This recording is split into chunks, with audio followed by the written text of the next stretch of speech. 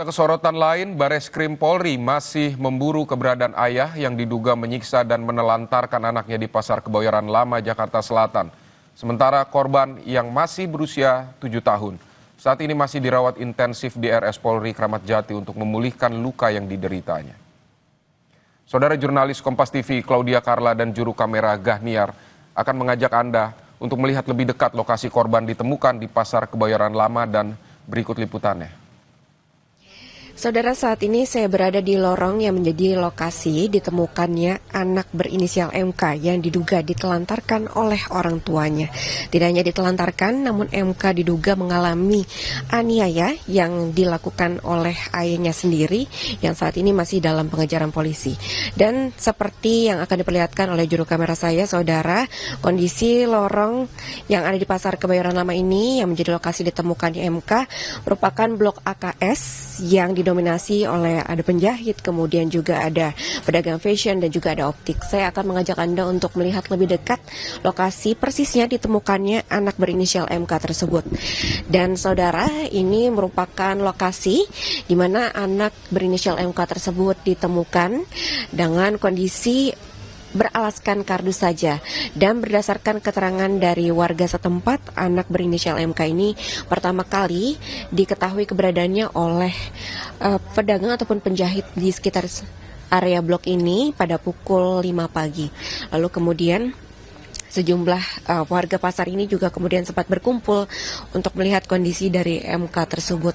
Lalu kemudian berdasarkan keterangan dari penjahit di sekitar sini juga anak ini sempat kemudian diberi makan, lalu sempat memakan roti pemberian dari penjahit setempat, sehingga sebelumnya pada akhirnya dievakuasi oleh Satpol PP dari Kebayoran. Dan juga saudara, ini salah satu yang mungkin perlu diperhatikan. Memang mungkin kondisi pasar biasanya ramai, namun bisa ada anak yang kemudian ditelantarkan. Ini karena ternyata memang untuk jam operasionalnya untuk di blok ini ramai ini pada pukul pagi hari hingga pukul sekitar 8 malam.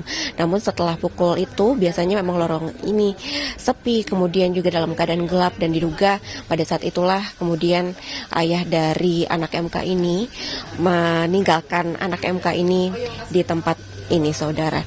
Dan saudara, saat ini anak MK ini sudah dalam penanganan medis di Rumah Sakit Polri Jakarta Timur. Claudia Carla, Gahniar, Kompas TV Jakarta. Saudara, untuk mengetahui kondisi terkini korban, kita sapa jurnalis Kompas TV ada Cindy Permadi dan juga juru kamera Bima Wicaksana di RS Polri Kramat Jati, Jakarta. Cindy, seperti apa kondisi korban saat ini?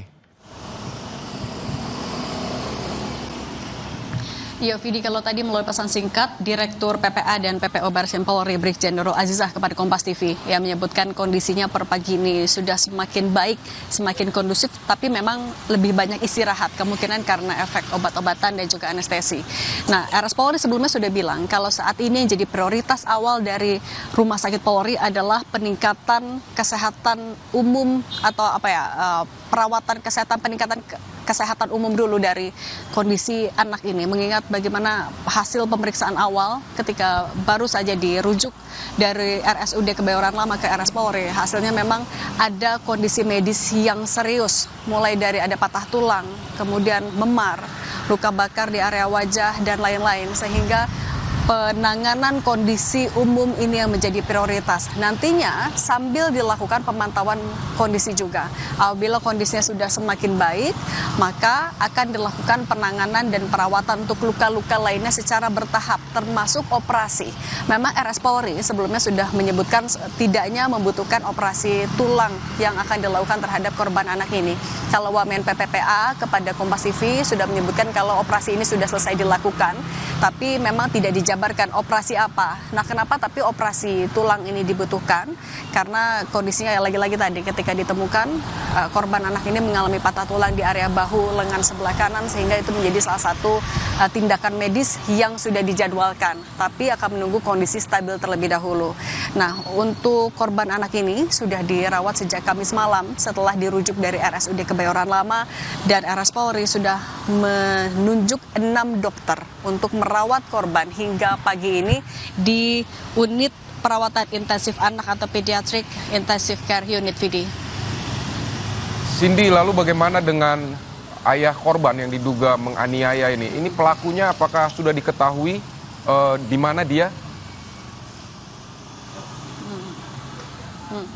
Masih dilakukan pengejaran, ini yang juga ditegaskan oleh Wamen PPPA kepada Kompas TV, dan penyelidikan juga tetap dilakukan, tapi memang yang menjadi prioritas hingga hari ini tetap adalah untuk memulihkan kondisi dari korban anak, karena ya tidak bisa dipungkiri bahwa Polri juga tetap membutuhkan keterangan dari korban anak ini, termasuk soal alasan kenapa ia dan ayahnya berangkat dari Surabaya menuju ke Jakarta.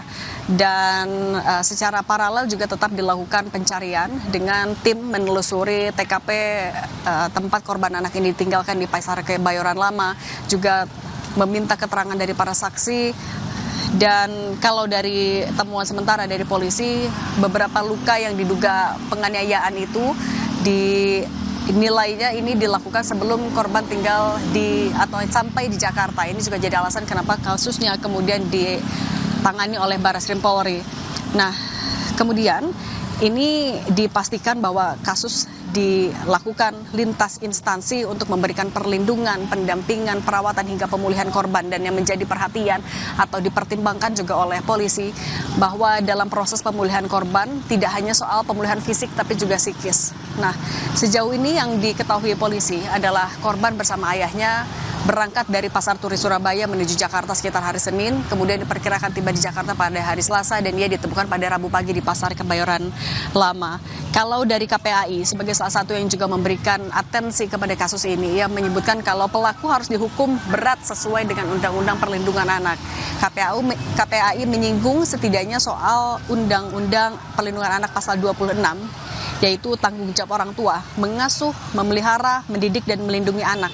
Ada beberapa pasal juga yang bisa disangkakan kepada siapapun pelakunya. Tapi kalau sejauh ini juga masih dilakukan pengejaran terhadap ayah, ada pasal 77B Undang-Undang Perlindungan Anak yang mengatur tentang sanksi pidana bagi pelaku penelantaran anak, yaitu pelaku bisa dipidana paling lama 5 tahun dan atau denda paling banyak 100 juta rupiah. Itu baru dari penelantaran saja. Kalau misalnya memang terbukti kemudian ada penganiayaan yang dilakukan terhadap korban anak yang sampai hari ini masih dilakukan perawatan, maka ada juga pasal 80 Undang-Undang Perlindungan Anak yang menyebutkan kalau pelaku untuk penganiayaan anak bisa dipenjara paling lama 3 tahun 6 bulan dan denda paling banyak 72 juta rupiah. Jika penganiayaan mengakibatkan luka berat, maka pidana penjara maksimal 5 tahun dan atau denda 100 juta rupiah. Kita nantikan juga bagaimana progres kesehatan dari korban anak yang saat ini masih dirawat di Pediatric Intensive Care Unit Rumah Sakit Polri Kramat Jati, dan juga pengejaran lokasi di mana ayah dari korban ini berada, Vidi. Jadi apakah ada informasi setelah anak ini pulih dia akan diasuh di mana atau dirawat di mana untuk selanjutnya? Sejauh ini belum ada pernyataan ya. Tadi kami juga menanyakan kepada Direktur PPA dan PPO Barreskrim Polri, ya masih belum ada respon soal itu. Tapi kalau kita berkaca juga dari kasus-kasus sebelumnya, biasanya yang dilakukan oleh Polri selain membantu pendampingan pemulihan anak dulu di rumah sakit hingga kondisinya betul-betul pulih, polisi juga akan mencari kerabat terdekat yang masih memiliki relasi hubungan darah. Nah, kemudian nanti baru akan dicari apakah dipetakan, apakah memungkinkan agar anak ini bisa dirawat oleh keluarga yang masih dekat hubungan kekeluargaannya.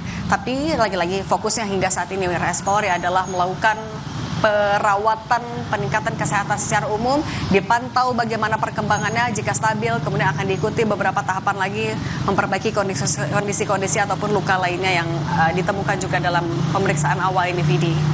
Baik, Cindy Permadi, terima kasih untuk laporan Anda dari RS Polri Kramat Jati. Saudara, seorang balita di Bima, Nusa Tenggara Barat akan menjalani serangkaian tindakan medis usai tangannya diamputasi akibat dugaan malpraktik yang dialaminya di 3 layanan kesehatan.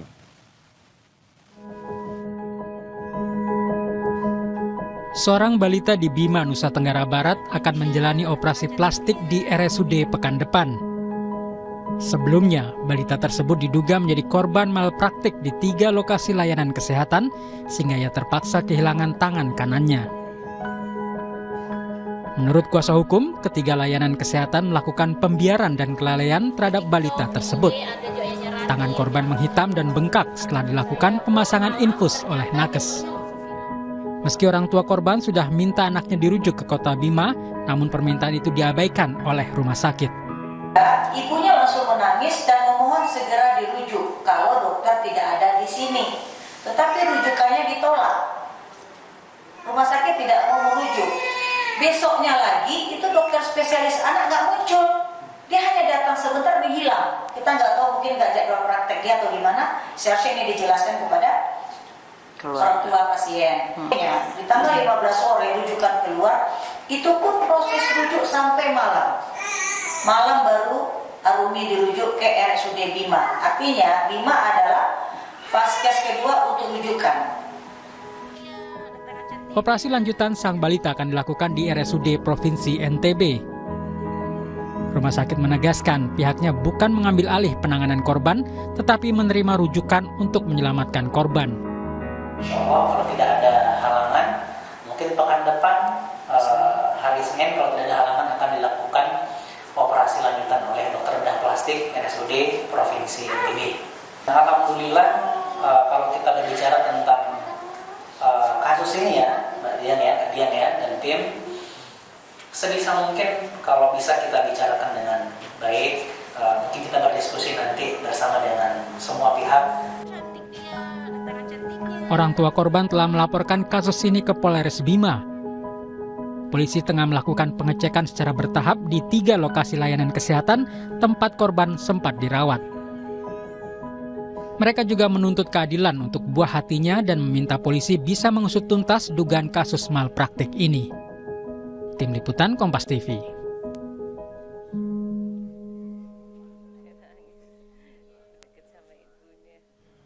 Saudara, tetap di Kompas Siang. Usai jeda, kami akan kembali dengan informasi imbas dari tanah bergerak. Puluhan makam di Purwakarta, Jawa Barat bergeser hingga sejauh 30 meter.